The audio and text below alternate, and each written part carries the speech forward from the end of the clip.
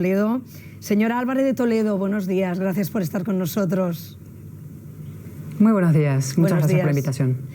Dentro de un momento ya hablaremos de la situación del Partido Popular, evidentemente, pero mire, llevo aquí en el plató un buen rato hablando de la situación de Ucrania y me gustaría también abordarlo con usted, me gustaría pedirle una valoración sobre la actuación del gobierno español, del gobierno de Pedro Sánchez en este asunto.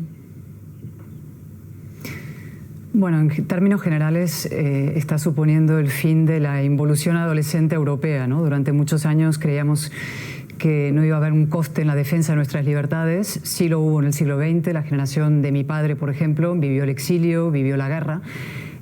Y ahora estamos volviendo a asumir que defensa de nuestra democracia, nuestra libertad y el Estado de Derecho y el orden liberal en general sí tiene un coste, ¿no? Y a partir de ahora lo que tenemos que esperar respecto a su pregunta concreta es la intervención del presidente del Gobierno en el Congreso el día miércoles. Como usted sabe, se produjo en Alemania, en cambio ayer mismo, domingo, la comparecencia del canciller dentro del Parlamento y nosotros estamos a la espera de ver qué nos va a decir el señor Sánchez. No tenemos mucha información de momento. En su cuenta de Twitter ayer vi que criticaba la Sí sabemos que hay una mitad del gobierno, una parte del gobierno que se manifiesta en contra de la otra parte del gobierno, de las posiciones de la OTAN, ¿no? Lo cual ya en sí mismo es bastante surrealista. Digo que en su cuenta de Twitter vi que ayer criticaba la cobardía de los líderes europeos. ¿Qué está pidiendo? O se lo pregunto de otra manera, ¿cree que habría que enviar tropas? ¿Habría que intervenir militarmente desde Occidente? ¿Habría que intervenir militarmente en Ucrania? No, ese tuit lo puse hace 2 o 3 días antes de que los líderes europeos, como en estas últimas horas, se hayan, como digo, despertado a la edad adulta y se hayan dado cuenta que esto va a tener un coste. Y, por ejemplo, se han tomado decisiones muy importantes como dar ayuda militar efectivamente a Ucrania, no solamente sanciones económicas, sino que hay que ayudar con dinero y con armas a un país que se está defendiendo no solo a sí mismo, sino que está defendiendo la libertad de todos nosotros. Lo que está realmente en juego es el orden liberal, la democracia no solamente en Ucrania y su integridad territorial, sino el futuro de un mundo con reglas, un mundo en el Estado de Derecho se respeta, en que las libertades se preservan, ¿no? Frente a un tirano y un matón. Señor Álvarez de Toledo, antes de que Rusia invadiera Ucrania, toda la atención mediática estaba puesta en su partido, en el Partido Popular, toda la atención mediática, política, pero me gustaría retomarlo, me gustaría retomar la conversación hablando de la crisis que hay ahora mismo en el Partido Popular. Mañana Junta Directiva Nacional. ¿Qué espera de esta Junta Directiva y si aún confía que Pablo Casado pueda dimitir antes del Congreso Extraordinario? No, bueno, confío poco en eso, aunque eso es lo que me hubiera gustado. Confío poco porque ya se ha anunciado y se ha llegado a un acuerdo con los varones en que se va a quedar hasta el Congreso, ¿no? Yo creo que eso supone, por una parte, estirar la agonía del partido. Creo que cada día de más es muchos votos de menos y creo que Pablo Casado en esta tesitura tendría que haber pensado más en el partido, en el interés del Partido Popular que en el suyo propio, ¿no? Pero ese acuerdo ya se ha tomado, con lo cual lo más previsible es que él anuncie que se queda hasta el Congreso, ¿no? Y a partir de ahí, ¿qué espero yo, no? Es una pregunta importante porque no es tanto que espero yo, que esperamos creo que todos los votantes o simpatizantes, militantes y cargos del partido, es que se ponga fin a una etapa que ha sido fracasada y se inicie una que nos lleve al Gobierno de España.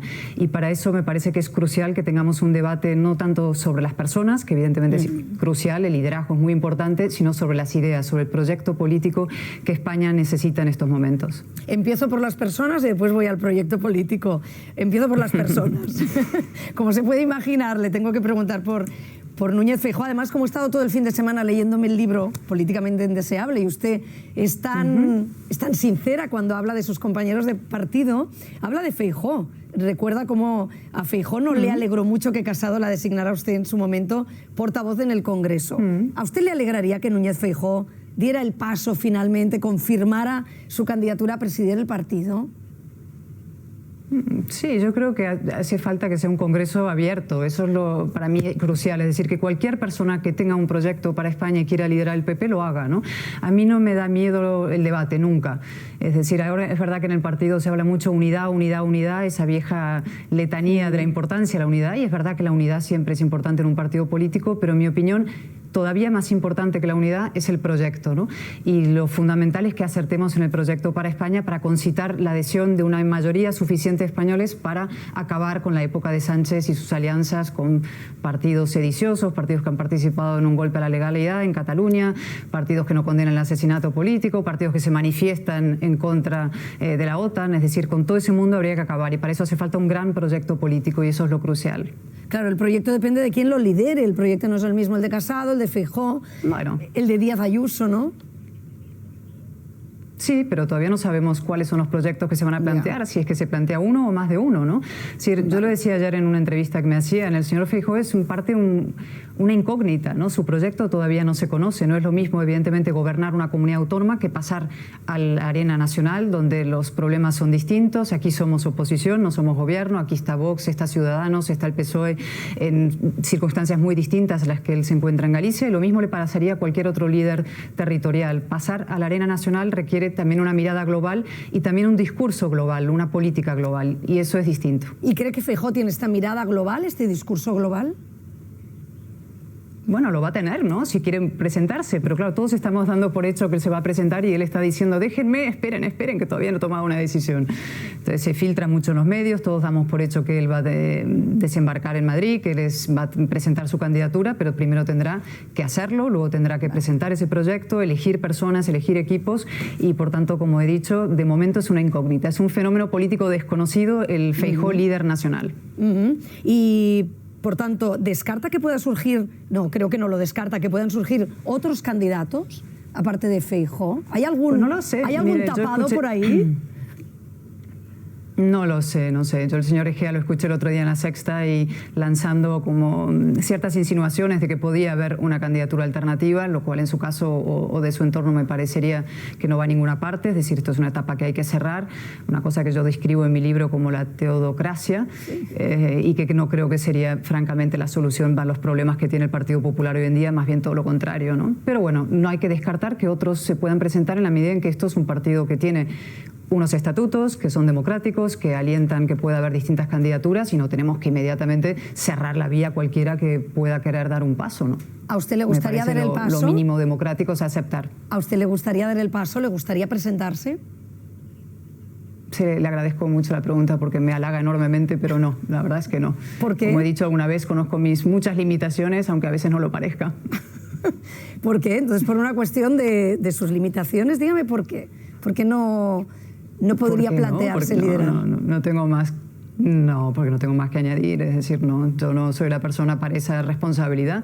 Yo, en fin, tengo una enorme vocación política, eso sí, inasequible el desaliento, pero no soy la persona para esa responsabilidad, sí para asumir otras o para ayudar a cualquier otra persona que dé el paso para intentar conseguir armar un proyecto mayoritario para España y luego ganar las elecciones, que es nuestro objetivo, y tenemos que conseguirlo ya en las próximas elecciones generales y no esperar más tiempo. Dígame si Isabel Díaz Ayuso sería esa líder del Partido Popular que pudiera aspirar a Moncloa y pudiera arrebatarle el poder a Sánchez. ¿Sería Isabel Díaz Ayuso una buena candidata para usted? A mí me parece una formidable líder política, sin lugar a dudas, y sería una magnífica presidenta del partido, presidenta del gobierno. Tenemos la enorme suerte en este partido de contar con figuras como ella, ¿no? Es decir, ella consiguió una cosa impresionante en Madrid, ¿no? Que fue no solamente derrotar a Sánchez y derrotar a Pablo Iglesias y conseguir que dejara la política, lo cual la ha higienizado mucho, sino que también ha conseguido reagrupar un espacio político muy amplio, ¿no? Que cosa muy difícil de hacer, no solamente el espacio liberal conservador, sino eso que llamamos progresistas ilustrados, gente que está comprometida con la razón y que no quería vivir bajo el disparate sanchista. ¿Y el tema de los contratos a su hermano no le preocupan, señor Álvarez de Toledo? ¿No pueden tachar el expediente de Isabel Díaz Ayuso? Y no le pregunto por la legalidad, no tanto por la legalidad, porque lo está investigando Fiscalía. Le pregunto por si le parece ético todo lo que hemos ido conociendo, que en plena pandemia... No, es que esto de lo...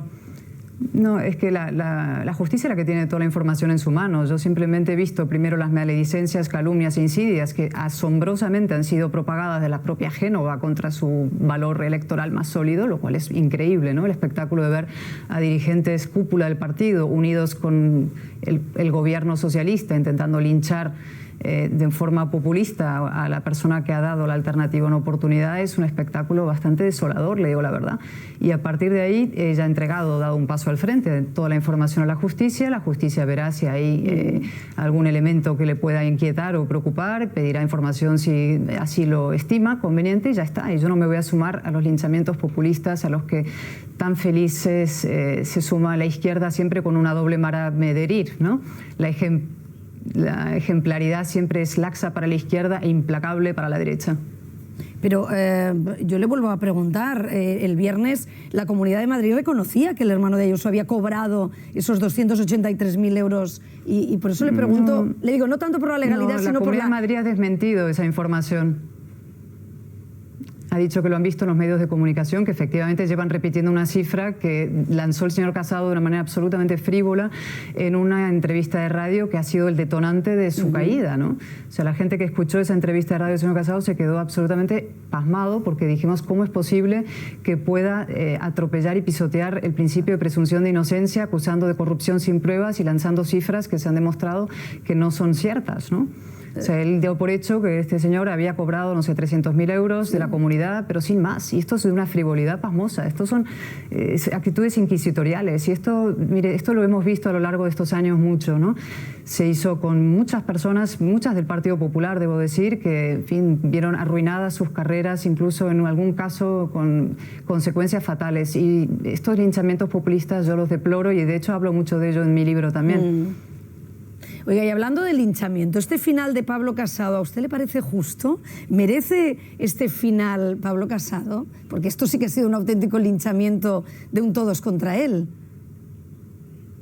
No, un todos contra él, no. Yo creo que ha habido de pronto un momento en que mucha gente del partido que había permanecido en silencio decidió hablar, mucha gente que no había expresado su opinión a lo largo del tiempo de pronto decidieron hacerlo, ¿no? Yo no... En fin, yo justamente no soy uno de esos casos porque, como usted bien sabe, he expresado públicamente mi opinión respecto a cómo se estaba gobernando el partido y los errores que se estaban cometiendo, no solamente en público, sino en privado. Yo cuento en ese libro mi última conversación con él, que fue realmente muy cruda y muy conmovedora, por otra parte, muy emocionante, ¿no? Yo le dije, no tengas miedo a la izquierda, por supuesto, ni a Vox, pero tampoco tengas miedo ni a Feijóo, ni a Ayuso, no creas que nadie va a venir aquí a quitarte tu despacho y tu posición, ocúpate de ir al encuentro de una nación huérfana y no te obsesiones con el dominio y el control del partido. Y la verdad es que no me hizo mucho caso, debo decir. Esa última conversación realmente es muy dura. Supongo que me habla de cuando él la destituye, ¿no? Que usted, entrecomillado, dice que le dijo, Pablo, me estás destituyendo. Sí, porque rodeaba vueltas y daba rodeos. Me había citado un 17 de agosto en pleno verano después de miles de filtraciones muy teocráticas o teodocráticas, y mis filtraciones en los medios diciendo que me iban a echar, que me iban a destituir, y luego finalmente me citó a partir de del detonante, fue una entrevista que di. Y entonces no parecía del todo atreverse a decírmelo, entonces le dije, ¿yo qué hago aquí un 17 de agosto? ¿No? ¿Para qué he venido? Entonces supongo que es para que me destituyas, y efectivamente. Pero aparte de eso personal, que es secundario, lo interesante es lo que estaba pasando en el partido y que efectivamente la mezcla del miedo a veces a hablar con verdad y con sinceridad en público o incluso en privado lleva a este tipo de situaciones. Por eso, mira, de cara a la Junta Directiva Nacional de mañana, a mí me gustaría que hubiera un debate muy sincero, muy franco, ¿no? No solamente sobre cómo hemos llegado hasta aquí, que creo que no se trata del esfuerzo de dos hombres por limpiar el partido, como dijo el señor García Egea, sino que se ensució la política con prácticas indeseables, dosieres, filtraciones, espionajes, ataques a la presunción de inocencia, ¿no? Y sobre todo me interesaría que a partir de ahora habláramos de lo que tenemos que hacer en el futuro y que lo hiciéramos con toda franqueza y con toda libertad y sin miedo a discrepar, ¿no? Y que si uno tiene un tipo de proyecto político, lo diga, y si otro tiene otras ideas sobre ese proyecto, también lo dijera, y con libertad, ¿no? Que no fuera simplemente la obsesión por la unidad lo que nos lleve a equivocar el rumbo otra vez. No nos podemos permitir volver a equivocar el rumbo, volver a equivocar la estrategia, ¿no? Uno de los problemas de estos años, y no se dice tanto, es que ha habido un rumbo completamente errático, una estrategia errática, ¿no? Vaivenes de un lado a otro, hacia una política teóricamente al principio más combativa en el frente de la batalla cultural o de las ideas, a luego una política muchísimo menos. Yo lo cuento en el libro cuando Pablo Casado me dice, mira, la batalla cultural no importa, déjalo ya, ¿no? Con lo cual, esta estrategia errática de un lado a otro ha generado enorme confusión en el electorado y, por tanto, eso también lo tenemos que abordar. Diseñar un proyecto político que sea reconocible, que sea claro y que pueda ser atractivo para una mayoría. ¿Podríamos calificar o englobar dentro de esta estrategia errática que usted define, Cayetana, cuando a usted la designan número 1 por Barcelona en las elecciones generales y, sin embargo, al cabo de unos meses tiene que ver como García Albiol, que usted lo cuenta en el libro, reconoce que ha sido un error traer a alguien de fuera, y eso yo creo que a usted le dolió mucho oír esas palabras? Ese concepto de fuera es que no me duele por mí. El concepto de fuera es un concepto lamentable aplicado en cualquier territorio español. No somos de fuera. Usted y yo no somos extranjeras la una respecto a la otra, ¿no? Somos compatriotas. Podemos tener opiniones distintas, sensibilidades diferentes, acentos distintos. De hecho, lo tenemos.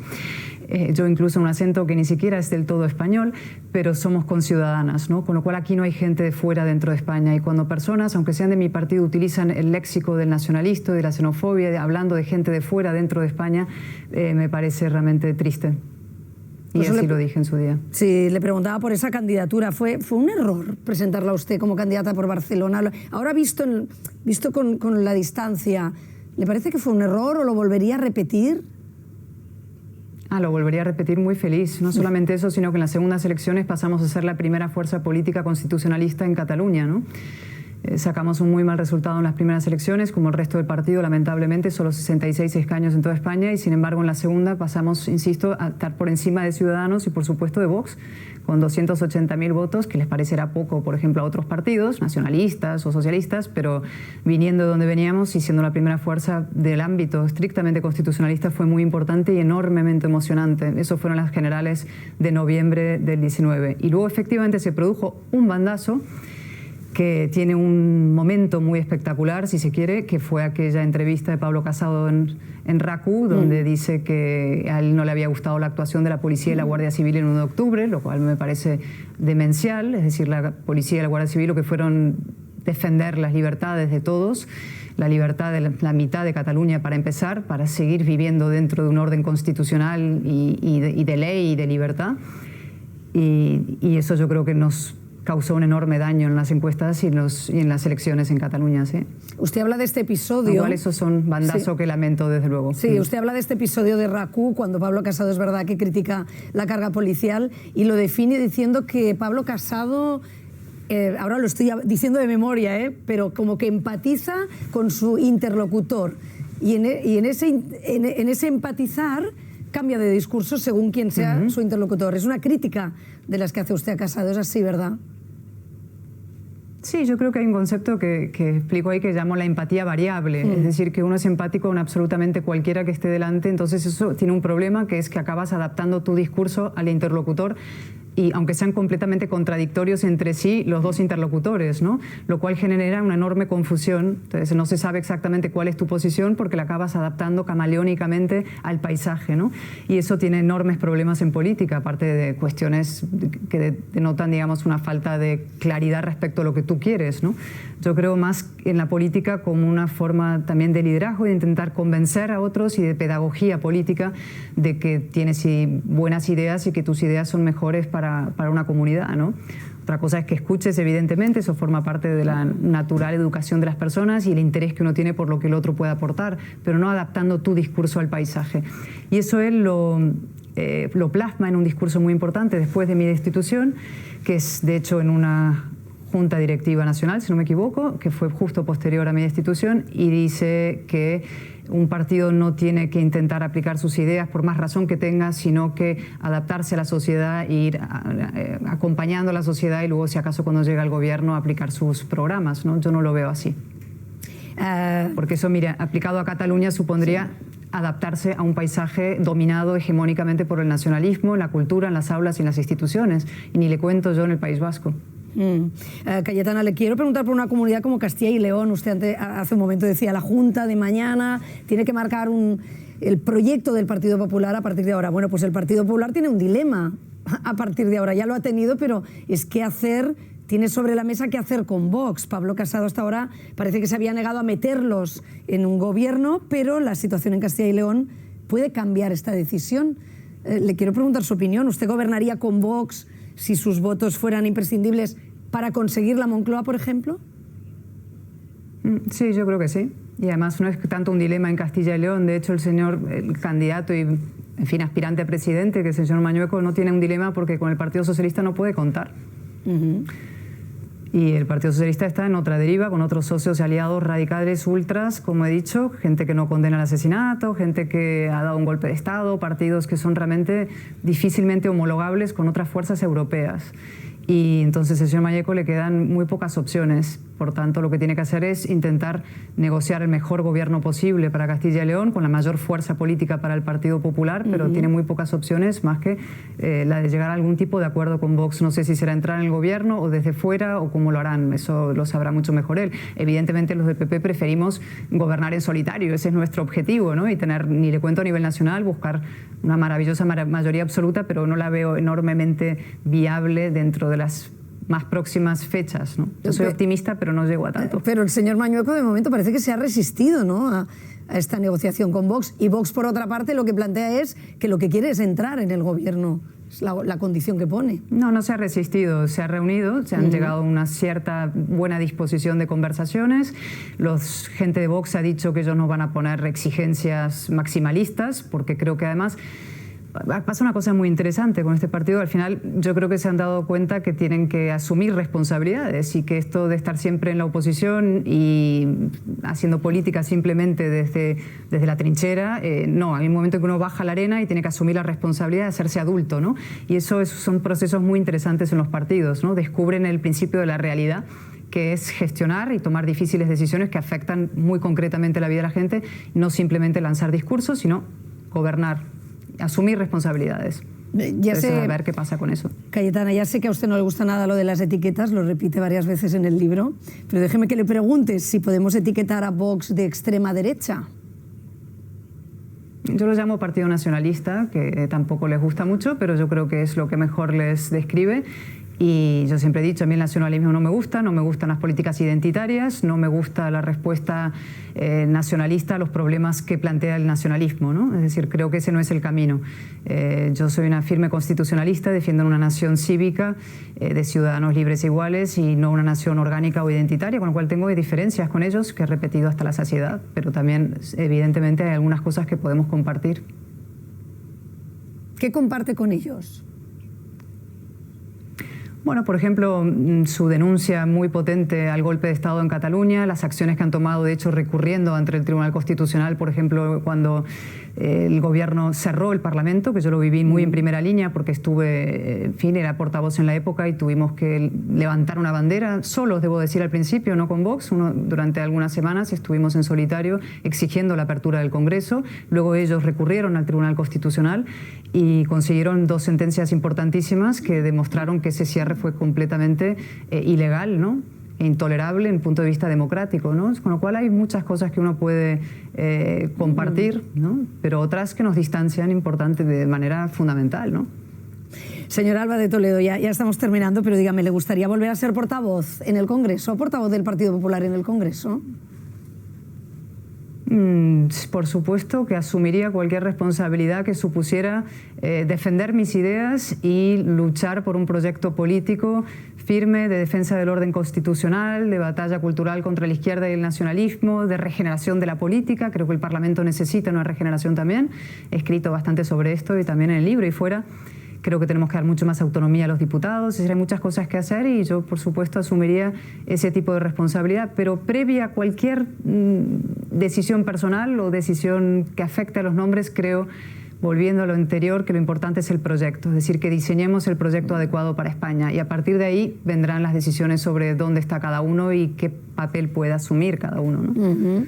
Lo que está claro es que no siempre ayudaré a un proyecto de esas características. Lo que está claro, digo, es que no abandona, porque esto lo dice en el libro. Al final dice, uno leyendo el libro puede llegar a pensar, bueno, se va a marchar, va a dejar el escaño, va a abandonar la política y no lo voy a hacer. ¿Ha estado tentada de hacerlo? ¿De marcharse y dedicarse al periodismo? Bueno, el periodismo siempre es una tentación, porque usted bien sabe que es un oficio extraordinario y que da enormes satisfacciones y que es No es la política sin responsabilidad, que me dijo un antiguo jefe, sino que es un ejercicio de responsabilidad por otras vías, ¿no? Importantísimo hoy en día y que también necesita una regeneración en su funcionamiento, ¿no? Pero no, yo tengo por encima de una enorme afición o vocación periodística, una vocación política. Y además creo que la reforma de la política, la regeneración de la política tiene que venir desde dentro, que no bastaría con que hubiera un ecosistema mediático favorable a esa regeneración, que es importante, sino que hace falta que haya políticos dispuestos a defender políticas deseables, que lo deseable es posible, que la política indeseable tiene que ser combatida y que eso se hace desde las propias, desde el propio interior de la política, ¿no? Desde la arena.